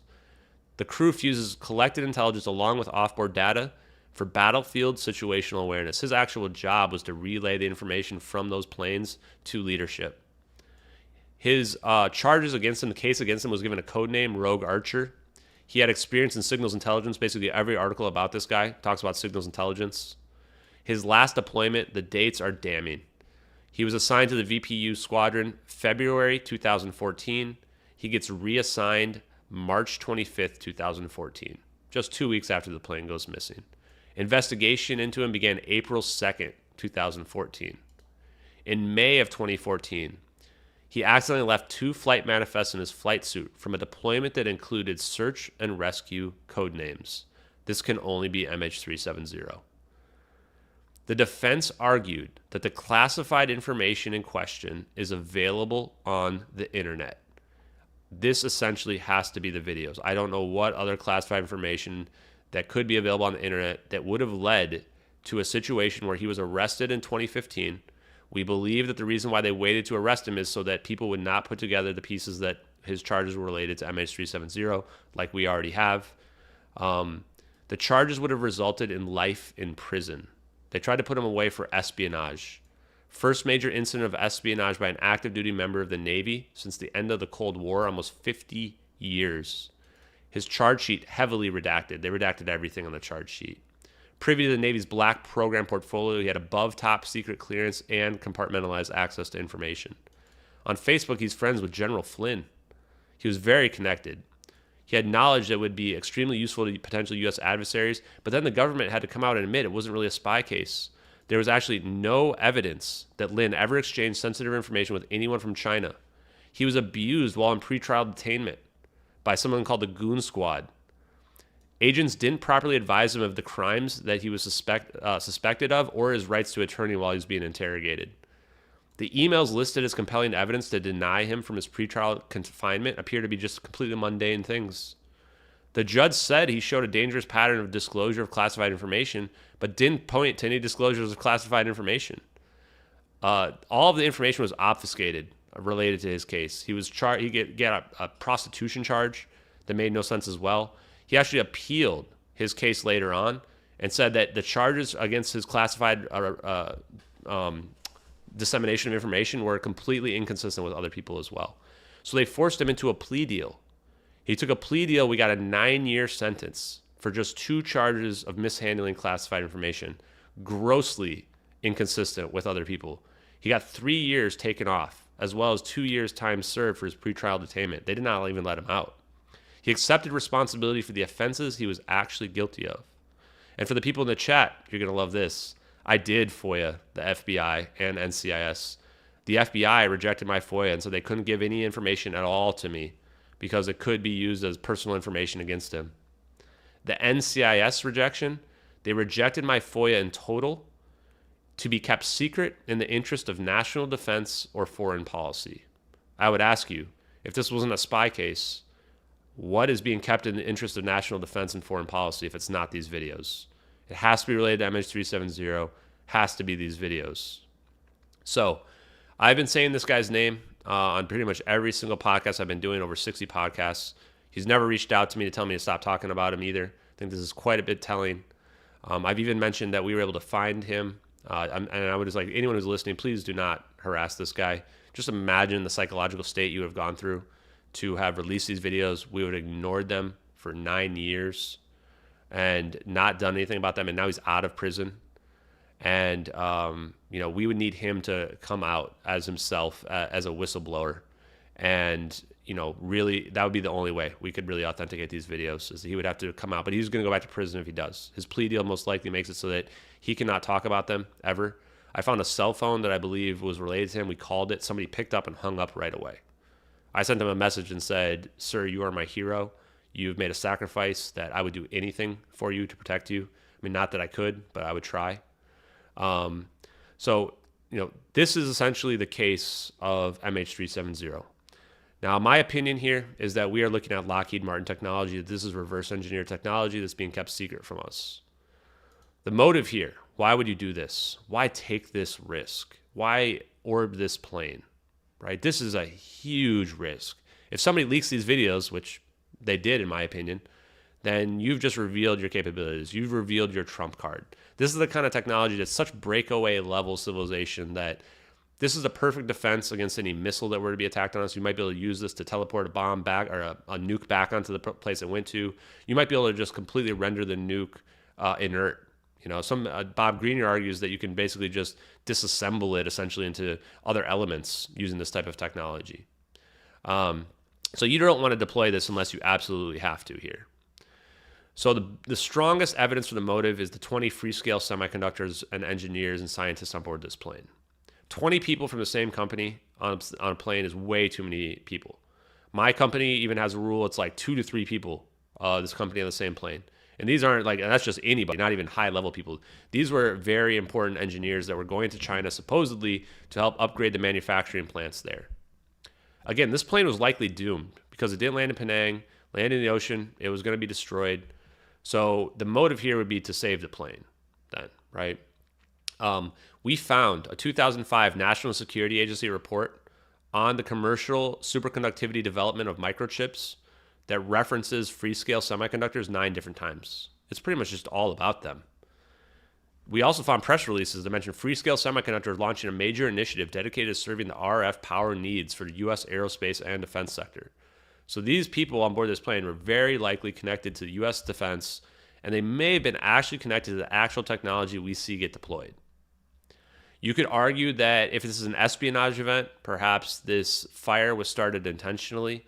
You could argue that the U.S. government is trying to prevent these people from defecting to China because even if you set back China like 10 years from this technology, it's probably worth it from a military perspective. Again, whoever controls this technology is going to control the world.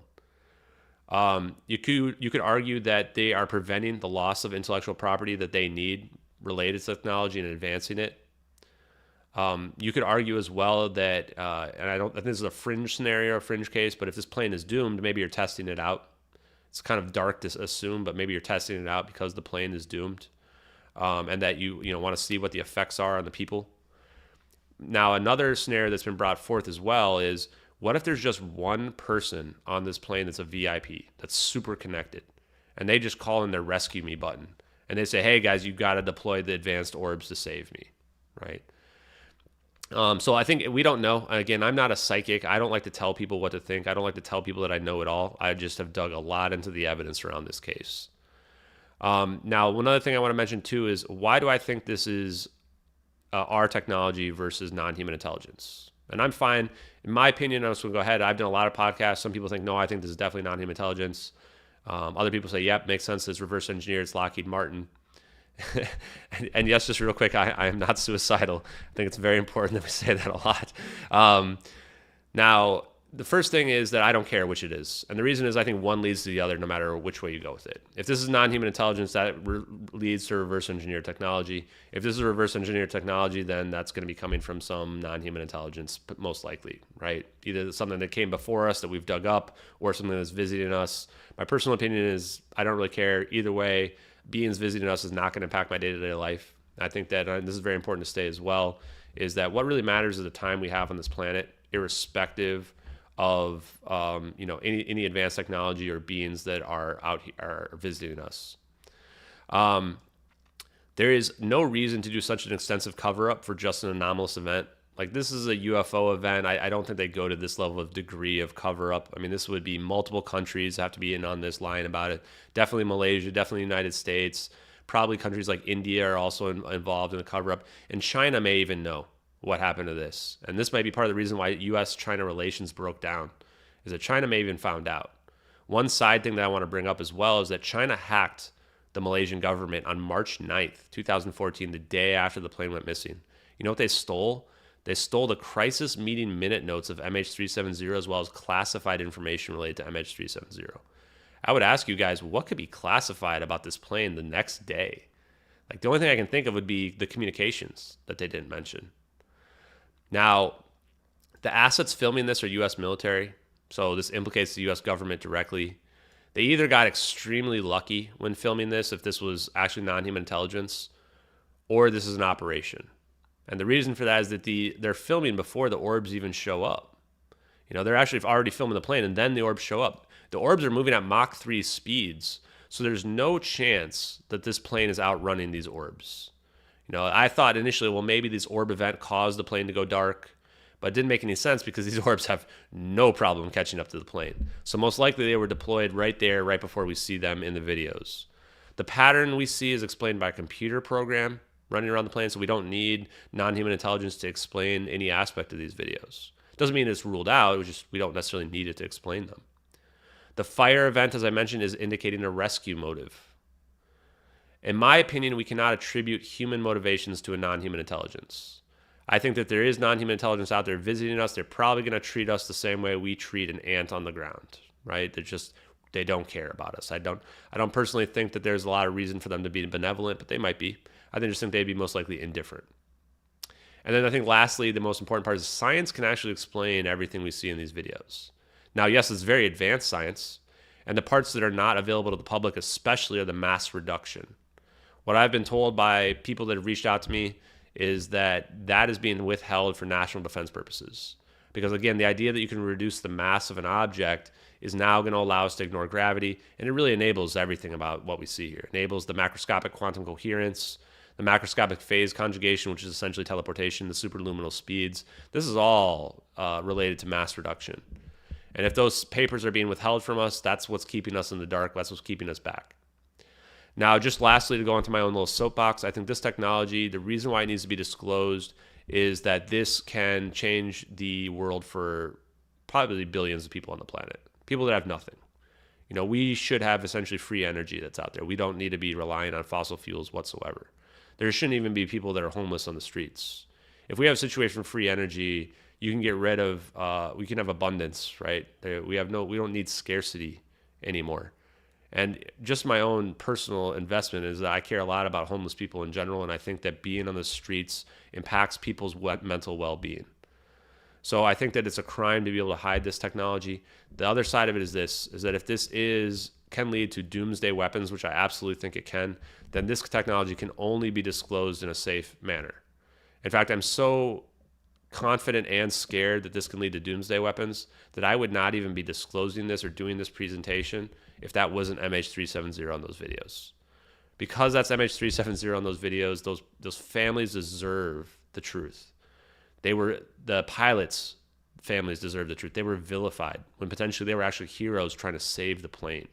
The witnesses, 19 witnesses, and those are just the ones that are not on Maldives. They're all vilified. They're all ignored. They're all told that they were seeing things, right? And lastly, Lieutenant Commander Edward C. Lynn. This guy, if he leaked this footage, he's a hero. He's exactly what UAP disclosure has been asking for.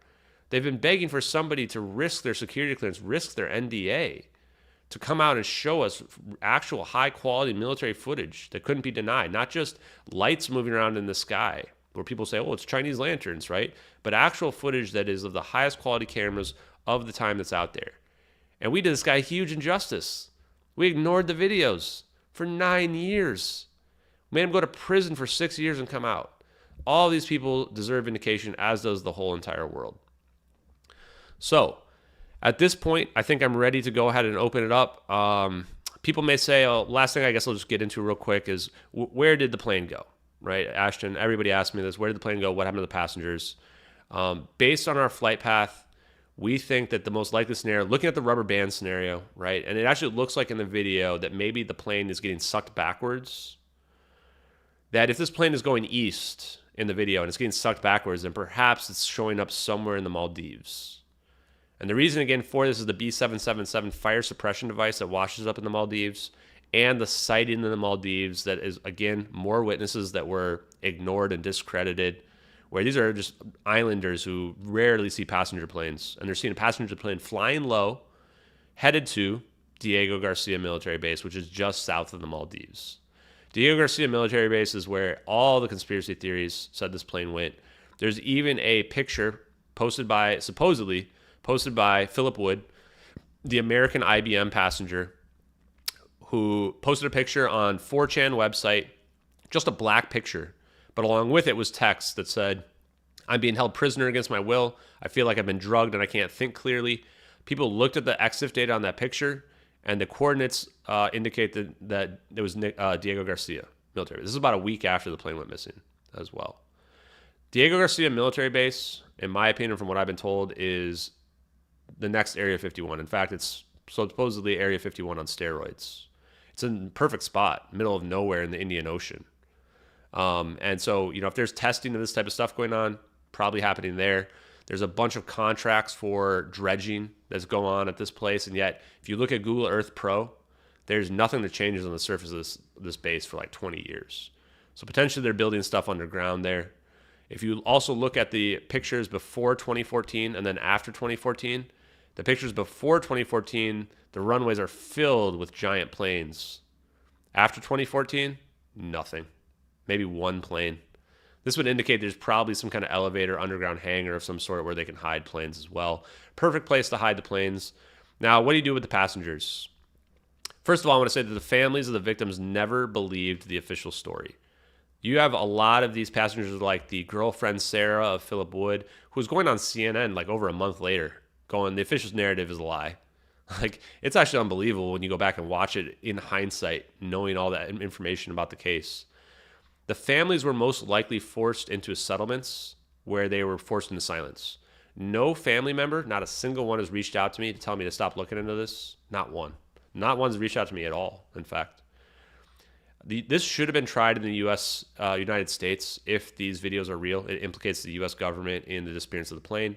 However, the case brought forth by the passengers against Malaysian Airlines in the United States was dismissed because it was argued that the correct jurisdiction would have been in Malaysia due to it being Malaysian Airlines, despite the fact that Boeing is an American company, despite the fact that Philip Wood is an American passenger. The federal judge that ruled and dismissed this case, her name is Ketanji Brown Jackson. She became Supreme Court Justice under Biden a couple years later, after 2018. If the passengers were alive, they could have been returned to their countries in exchange for their silence. So China, most likely, this would explain why China would be really pissed off, is they would have had to get their people back, the ones that lived. What I do want to say is I want to express sympathy to those families of the victims, because the reality is I think there's a very low likelihood of them surviving even to this event. And the reason for that is the lithium-ion battery smoke is extremely toxic, could have easily filled up the whole plane, as well as if the plane was depressurized when the batteries exploded. This meant that 30 minutes of oxygen in those masks is going to be vital, because we have this plane that needs to last for 80 minutes. So you have 50 minutes where there's no oxygen from the masks. So there is evidence that this plane survived because we didn't find a debris field anywhere. If this plane crashed anywhere, we should have found it, even if it was somewhere in the Atlantic Ocean, right? So unless this plane got teleported to the Xenu dimension or whatever you guys want, wherever it could be, right? Then it had to have theoretically landed somewhere if it was on Earth. If the American passenger had survived, Philip Wood, then he probably would have gone into witness protection. He would have probably had to sign a deal where he's never going to speak ever again. And he's going to have a new identity and what have you. I mean, no matter how you look at it, it's pretty dark. Some of them may have been forced to live their days out on Diego Garcia military base and never leave. The workers that work on Diego Garcia military base, the non-military ones, they actually go there for multiple years at a time, and they're not allowed to communicate with anybody outside the base. The nephew of the pilot was told, and this is from Florence DeChangi, one of the investigators who I respect a lot. I actually am in communication with her. The nephew was told that his uncle was collateral damage. That's just dark. The French father, I'm going to butcher his name, Guylaine Westeros, he was told that 2 AWACS, which are these military radar planes, U.S. military radar planes, were in the area, and the Americans know what happened to the plane. The former head of Indonesian police says that he was told, quote unquote, what really happened to MH370 from his Malaysian counterpart. So this is just, in my opinion, the largest verifiable conspiracy of all time. It might be the largest verifiable conspiracy of all time, even if we didn't have the orbs and the ZAP, this macroscopic phase conjugation event happening in this plane. But because we have that happen, that's why I'm talking to you guys. That's why I'm talking to MUFON. This is why I talk to all kinds of podcasts. This is why I do spaces on Twitter where we talk about disclosure, because I think that people need to wake up to what really disclosure means. It's not just as simple as flying saucers. It's not just as simple as non-human intelligence and saying hi to, Bijou from the Andromeda Galaxy, which, sure, I'd love to do that too, if that's true. But no, it's more about what does this technology really mean? This type of technology, I have so many people who are viscerally angry at me over just doing what I'm doing, revealing this. And it's not because they're upset about the families. It's because people can't understand this technology to be real. Because what comes with this technology being real is that we've been getting lied to probably our whole lives. It means that these wars that are happening are all meaningless, that they're just money production events for, the military industrial complex. This technology means that any war could be ended in a day if we were to deploy it. And then also potentially most importantly, it means that this is a national security risk, and I don't want to, I'm not a traitor, I'm not a spy or anything like that. So I wouldn't even want to disclose this information. And that's kind of how I'll finish my investigation here. And anyone who wants to ask questions, we can go ahead and answer them, and I'll do my best. I'm an honest and open person, and I try to answer everything as honestly and openly as I can. Thank you guys for listening. All right, we have a few questions. There's one that's been around for a while from, I may be mispronouncing the name. Is it Luri Baragao? So go ahead and unmute yourself if you want to ask your question.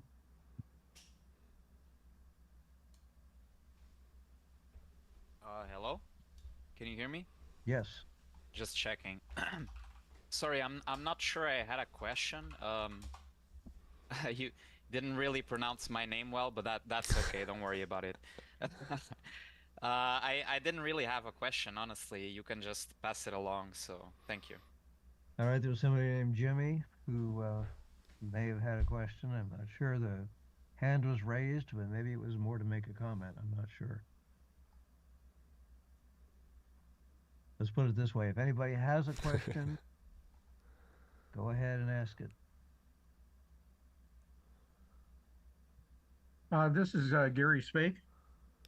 Hey, Gary, how's it going? Boy, my brains are just about to blow up listening to this.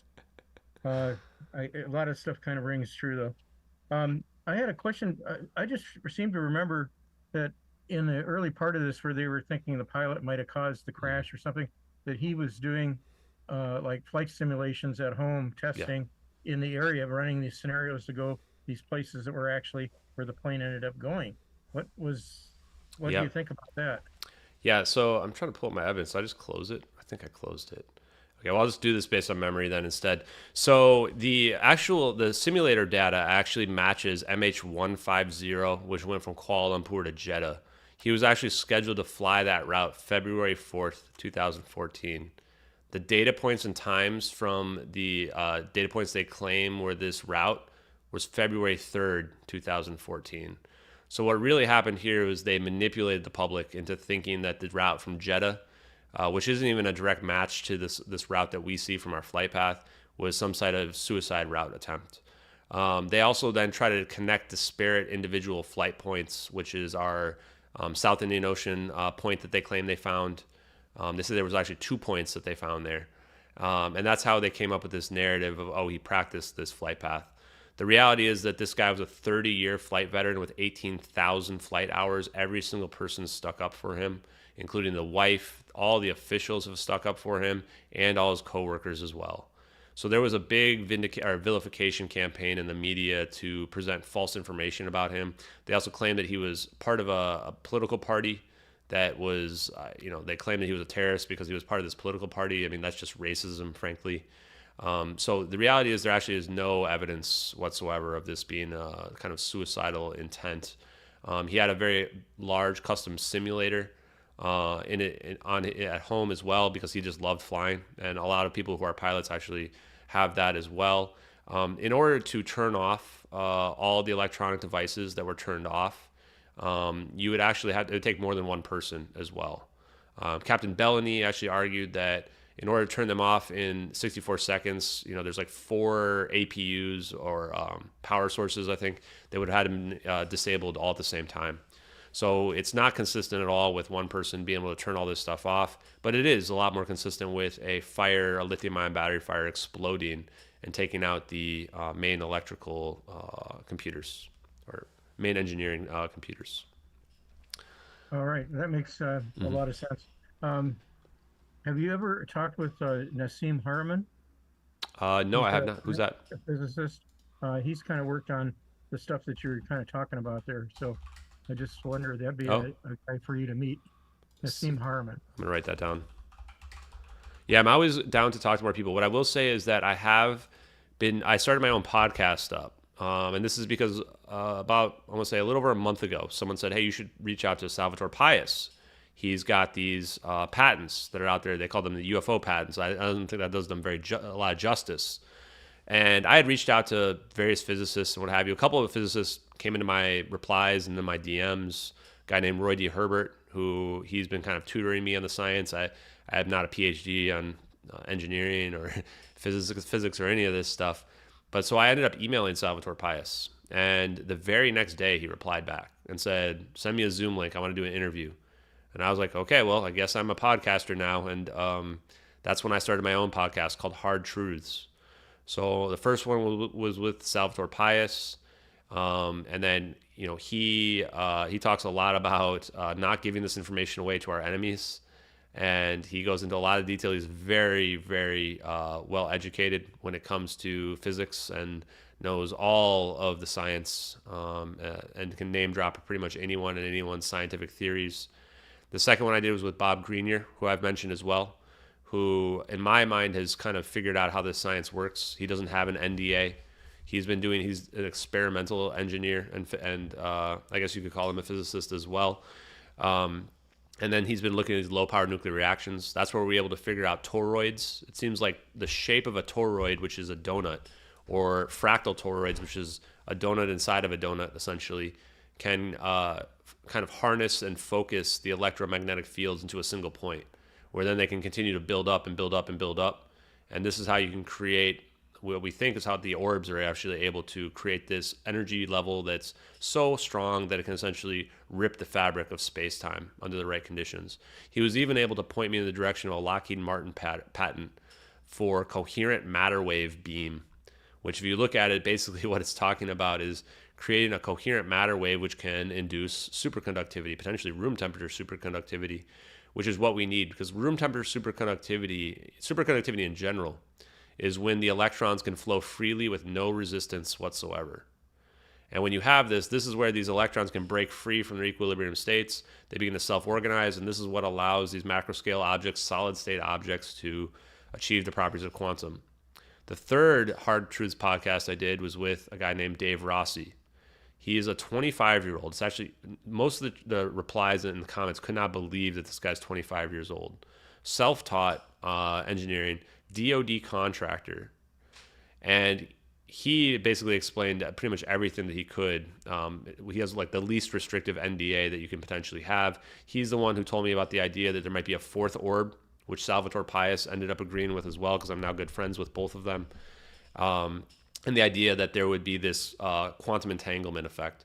So it's interesting that the physicists see it a little bit differently than the engineers do, and I'm sitting here in the middle just trying to wrap my brain around both of them.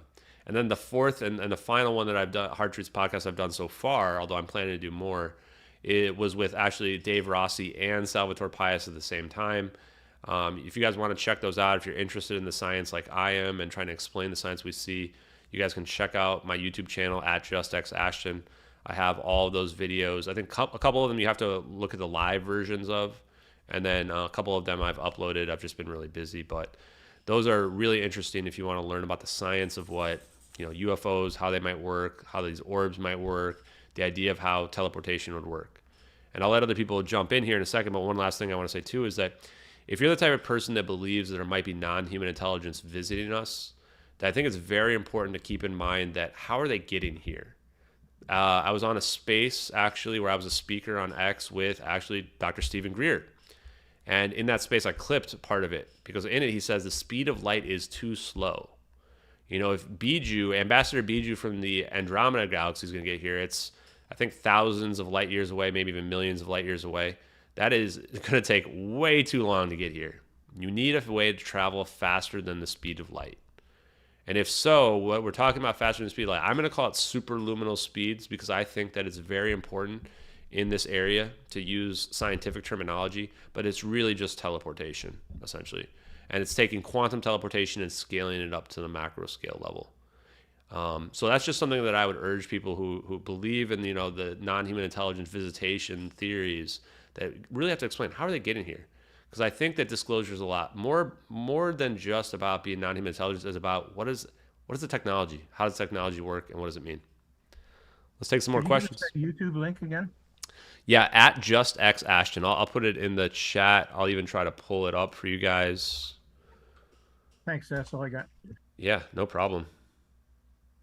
That was at just X, the letter X, Ashton. Yes, exactly. At JustX Ashton. Yeah, I'm gonna see if this works. Yeah, I want to take a look at that myself. Let's see if this. Yeah, okay, this works. I'll throw it in the chat as well for you guys. Okay, and any other questions? Probably some of us our minds are almost fried and don't know exactly where to start with questions. Yeah, let me take a look at my list and see if so I also have this evidence list. So if you guys want to follow the case, you can follow it on Twitter. It's also at JustXAshton on Twitter as well. I've synchronized up my usernames. I'm probably going to be posting a new version of the all evidence. I'm currently on version 2. Probably going to be posting version 3 of the all evidence link, which is kind of a summary of what we've been talking about here as well. And the reason for that is that I just want all the evidence to be out there. I want people to be armed with the evidence themselves, because the reality is that this case has, in my mind, broken a lot of people's brains. Not probably people that are in this chat, but people that are out there that have believed all the official narratives. Like, this is too much for a lot of people to take in. And in order to fight that, I'm just one person, right? If we want to get this information out, we want to spread this, if we want to achieve true disclosure, we've got to reach as many open minds as possible. My personal opinion is that disclosure will only happen when a vast majority of people just all agree that, there is other life out there, that there is technology that we don't understand that's out there. And then when we achieve that point, now all the mainstream media will just go, oh yeah, of course it's out there.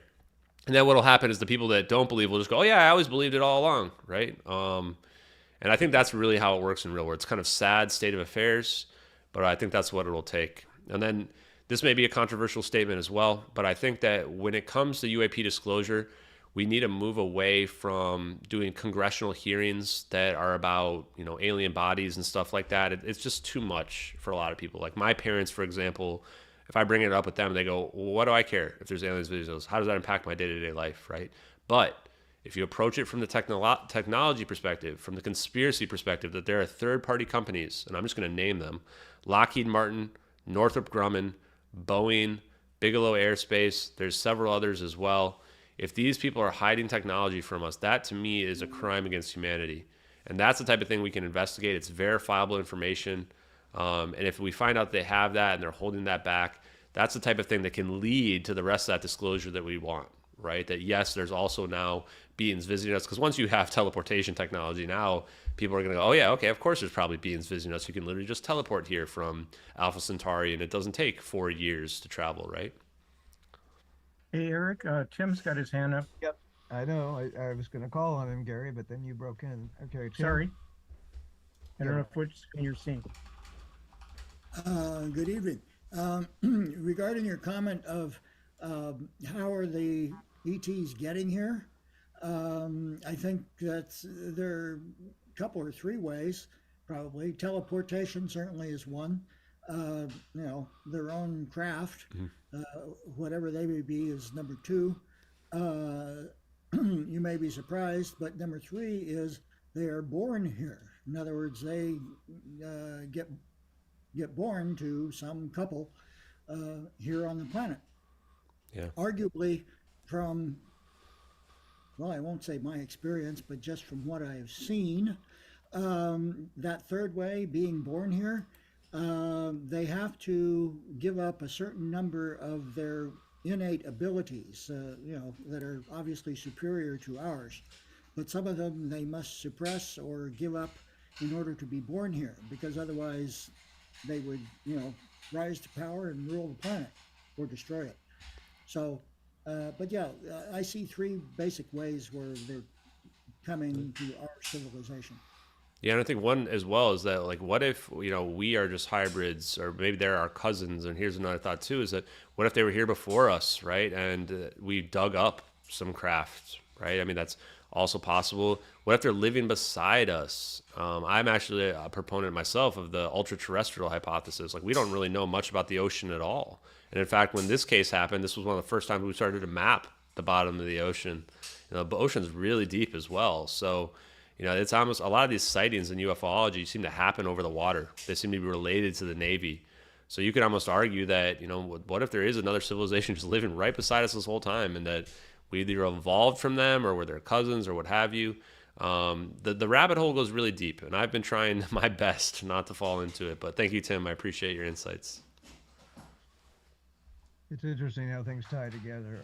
I haven't had a lot of time to spend on the science of it, but when you mentioned the name Salvatore Pais, it reminded me.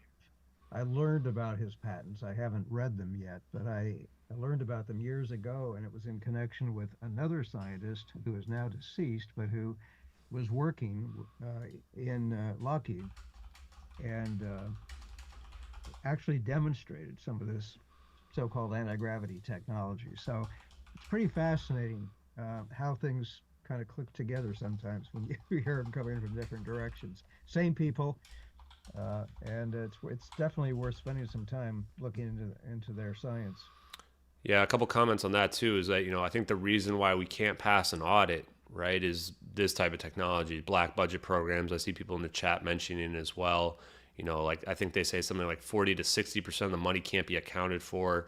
The same reason why we spend $10,000 on a toilet seat, to quote the movie Independence Day, is that, it's being pushed into these types of, science that's out there. I've also been personally told that, the Department of Energy potentially has more power than the president has. And the president's a, temporary employee. And that even if we were to try to investigate them, they have ways to hide the technology by putting it in someone's name and having them flee the country. I'm sure there's other ways as well. But I still plan to FOIA everybody around this, because I want to collect these FOIAs like you would collect Pokemon cards, right? Because they're all just rejections based on national defense reasons. And also, when you talked about Lockheed Martin Skunk Works specifically, I remember Ben Rich, I believe it is, who said that, anything that you might have imagined, we've already been able to figure out, as well as having the ability to already take ET home. I remember thinking when I heard that quote that he was, exaggerating. But now that I've been looking at this case the last 4 months, and it's somehow only been 4 months, I look at it with a fresh new set of eyes, and I go, wow, maybe we really have the capability to go to another planet. And that maybe this really is Lockheed Martin's technology. But again, I would say I don't care what people want to believe about it. I think everybody should be entitled for their own beliefs related to the videos and what it means. I just want the truth from the government. And people ask me, well, what's the next step? I think the reality is the government's never going to admit this is real, at least not until the plurality of the people believe that it is. So for me, it is twofold. One is to make it self-evident, make it self-apparent, so that a vast majority of people understand that what happened in the plane was not a suicide route. It was not a crash in the South Indian Ocean. You can't have a 777 crash into the ocean without leaving a debris field. And then the second part is force the government to make a statement. The last thing they want to do related to these videos is be forced into a statement. I think that they actually are not legally allowed to lie. I think there's legal liability around that. So what they have to do is either have to make a non-statement, they have to ignore it entirely, or they have to tell the truth. Now, we know they're never going to tell the truth. So right now, I think they're stuck into trying to ignore it, pretend like it doesn't happen, even though I've had over 100 million impressions on my Twitter account. I mean, if you were to tack up my impressions, I'm getting higher ratings than CNN's getting on a weekly basis, and yet they just refuse to talk about it. And then, so the reality is, if we can get them to force them into a statement, then we can force them into say, oh, we can't confirm or deny that, right? Which is pretty much as good as admitting it's real. And then that's a way where I think we can push the conversation forward. Any other questions from you guys? I appreciate you guys been a great audience, by the way. Just want to let you know that. And I want to thank MUFON while I have the opportunity as well for, inviting me on to talk about the case. As you can tell, I am passionate about it and passionate about getting the truth out there to as many people as possible, and as many people that are open-minded that will listen to it. Well, you've done an impressive amount of research, and it was a very well organized and researched presentation. So Want to congratulate you on that. Are there any other questions before we end the session? Okay, hearing none, I guess we will end the recording and we will wind this up. Thank you guys very much. All right, thank you. Recording stopped.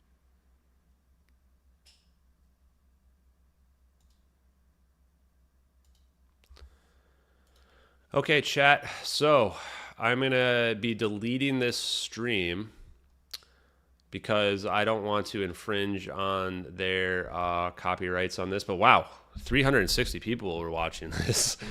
This is a good amount of people. So yeah, I think we've, you can tell, huh? What questions do you guys have? I can answer any questions that were left behind. I wasn't really following the chat very much there, guys. But I thank you guys very much for the mind blows, emotes, and what have you. As you can tell, I mean, it's a very compelling case, right? I mean, it's a ton of evidence that's out there. And so everything I said there applies to you guys as well. Yeah, that was a lot of people in the stream there. And there was even a lot of people on their thing. He said there was only going to be like less than 15 people, but there was like 25 people or something like that. Yeah, I'm getting better at the presentations for sure. For sure. Let me just see. Exists in a higher dimension. There could be a dimensional aspect that's at play with the, non-human intelligence. There could even be an extra dimensional aspect related to the technology that we see. I think that's really interesting as well. And what I would say too is anybody who wants to get the information out, wants me to speak on other events, feel free to let people know about me. Obviously, you can tell that I'm pretty well versed in this topic at this point. Tesla, yeah, I think that Tesla is somebody who for sure I'm very interested in looking into as well. Yeah, self-taught DoD contractor. Dave Rossi is probably one of my best friends at this point. I think he's one of the smartest people on the entire planet. I think that most likely he will be somebody who is extremely connected in the future. I mean, I can't believe the dude's 25 years old. I actually ask him all the time, like, are you sure you didn't use some kind of reverse aging serum or something like this? Just can't believe somebody knows that much.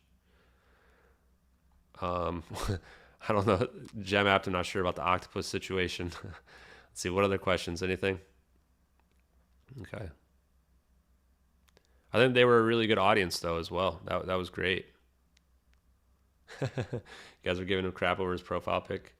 Yeah, so I'm glad I was able to stream this for you guys. Glad you guys were able to hang out tonight. I think it was a good one. We have a lot of work to do, chat. We have a lot of work to do still. We've got to update our version 2 document to version 3. You can tell that I was kind of including some stuff in there, removing some stuff that I think that needs to be updated.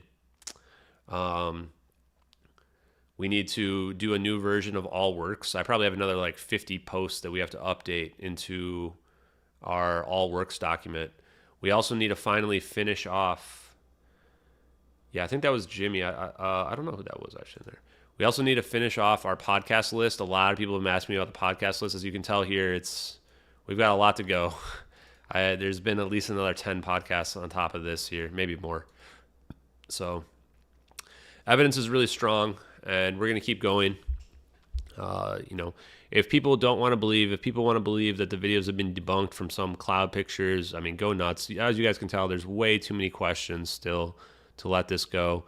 If people want to hate on us or whatever, we're just going to let that happen too. I'm not going to be pushing back on people hating us anymore. I'm not going to let those kind of people get to us anymore. We just have too much going for us, right? And we've just got too good of a community here. And we're going to learn the science together, and it's going to be great. That's why we call it catastrophic disclosure. So I think I'm going to log off for tonight. I got to go drive Mellow Demon back home. He's been hanging out with me for the past couple days. We've been working on stuff. We've got some big stuff coming in the next day as well. We've got this. We're going to probably look at that case of that 1970s plane. And then we might be having another scientific paper coming out in the next couple days. In terms of the rebunk info on the cloud picture, the reality there is there's just not a lot of credibility to it to begin with, right? It's a really weird thing that somebody claims to have found these clouds that are like all perfectly match. Because the reality is that in order to create these videos, you need to make a 3D rendered environment, right? And if you make a 3D rendered environment so you can get both angles, why would you have a 2D background? We've already proved that the clouds are moving. We already proved that when the orb goes through the cloud, that it distorts the cloud, right? So the whole cloud thing in general doesn't make any sense. It doesn't make any sense why somebody who's a 6-day-old Reddit account is emailing some other guy to come out and make a debunk, and why that guy is making a debunk within 1 hour of being emailed from an anonymous email. It also doesn't make any sense that the source where these cloud images come from, we can't find them. We looked at the torrents, they don't exist. We look in the Wayback Machine before 2016, the cloud pictures don't exist. We look at the database update, and the database update says December 4th, 2023. I'll tell you guys this, I work with databases, and when a database is updated, you don't update all the rows in your database. If I go look at in my work and go look at my works database, I'm not going to see the database rows getting updated. That doesn't happen. The only way the individual element database rows get updated if somebody goes and changes something on that element. And when the website owner was asked about it, the website owner didn't respond, and instead they started trolling us, started making UFO videos and trolling us. So the whole cloud situation is extremely sketchy. And the thing about it as well is that right after that, then I was the victim of a criminal felony fraud where the debunkers from Reddit committed an actual felony against me, falsifying evidence to get us to not look into the case anymore. So we really can't trust anything that the debunkers are putting out there, especially when it's just from sketchy backgrounds. It just, it would be too easy to use AI to manipulate an image to add clouds to it. So the reality is, unless our evidence, right, look at all the evidence, unless our evidence is refuted, unless a hoaxer even comes forward and can prove it, and even then I'm going to be skeptical now just because of the levels of the scam I've seen them willing to go to. Until that happens, we got to keep pushing forward. Really, the thing that will give us closure on the case is when the U.S. government comes out and they tell us directly what happened to the plane, right? That's what we need to have happen. Just like I was saying on that interview I did with them. We need the U.S. government to tell us what happened to the plane, right? And then, if they come back and they give us a story that makes sense, maybe they say they faked the videos, right? And they can explain why. Then maybe we can take that. But otherwise, they've just got to tell us the truth that they were filming the plane. So, okay, guys, I hope you guys had a great night. We will be back tomorrow. We have the Diamond podcast. We're going to meet with Oppenheimer Ranch again tomorrow. I'm really excited about that. Oppenheimer Ranch was a really great guy. So that's going to be at 8 p.m. Eastern tomorrow. We're at 13 pages of evidence for Paul. And I'm probably going to stream either before or after the Oppenheimer Ranch. I don't know which. So if you're one of the early risers, probably it could be streaming from 6 p.m. Eastern to maybe like 8 p.m. Eastern. Or it's going to be afterwards, after Oppenheimer Ranch, after we talk with him a little bit. I think that'll be a fun one. He knows a lot of stuff, so it should be exciting. Yeah, we haven't posted this evidence sheet anywhere yet. So that's why, guys, what I want to do in the next couple of days is I really want to get the evidence sheet posted to the public so that you guys can share it with stuff. I have seen people trying to share the evidence link. I want to make sure you guys have all the evidence. So let's try to do that in the next couple of days. Maybe on tomorrow's stream, we'll prioritize the evidence link, and we can do that. We're not going to be able to find this stream after I delete it. What I will do, though, is I have a recording of it. So if they give me permission, I will upload the recording. But otherwise, it's going to only be available from MUFON. So this was just one that you guys had to watch live. So thanks, guys. Have a great night. Appreciate y'all. Peace.